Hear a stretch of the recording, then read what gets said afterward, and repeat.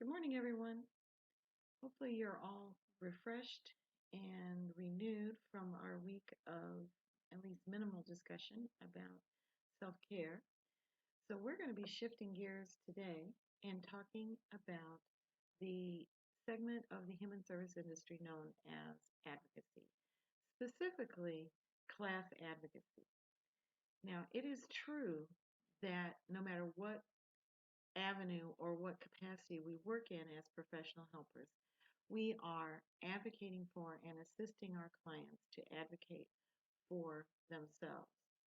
Class advocacy is the endeavor of a professional human service practitioner, as you can see on the slide in front of you, to work on behalf or with populations whose needs are not being adequately met by current systems.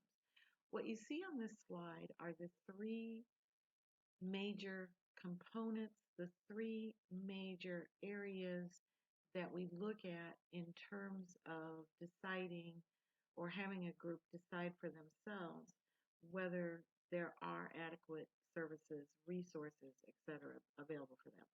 The first would be the appropriateness of the services. The second is the adequacy.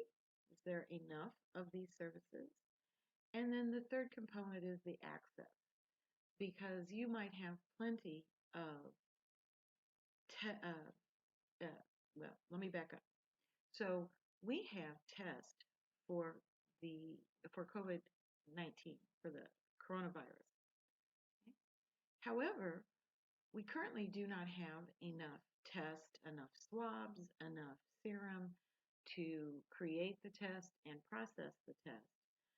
Thereby, people do not have access to what is, albeit an appropriate resource, but until all three of these standards are met,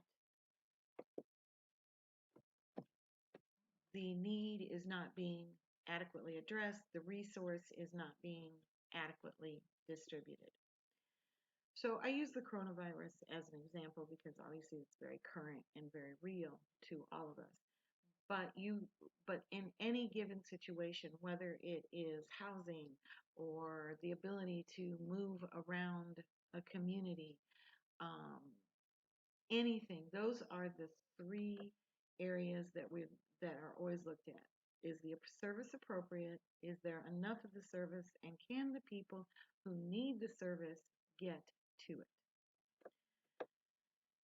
Class advocacy, as opposed to working with individuals, small groups, or families, obviously class advocacy focuses on much more on the macro systems within our society, and even today,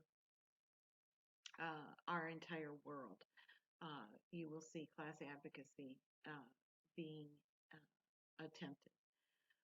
This is an effort to change things quite often at, whether it be governmental policies, medical policies, educational policies, resource distribution, taxing, interstate commerce, international movement of peoples, you name it.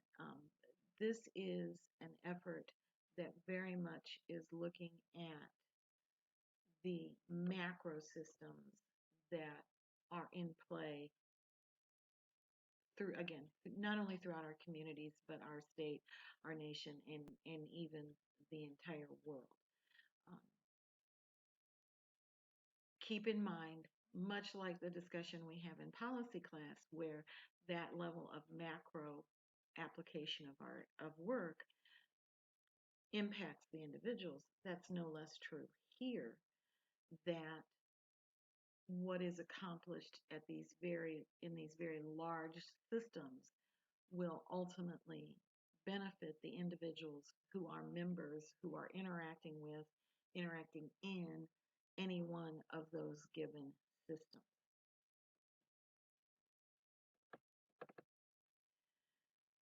This is a concept that we've looked at in many other classes. I want you to just take a few minutes. This is the last slide in this video. I just want you to take a few moments to reflect on these two very important concepts.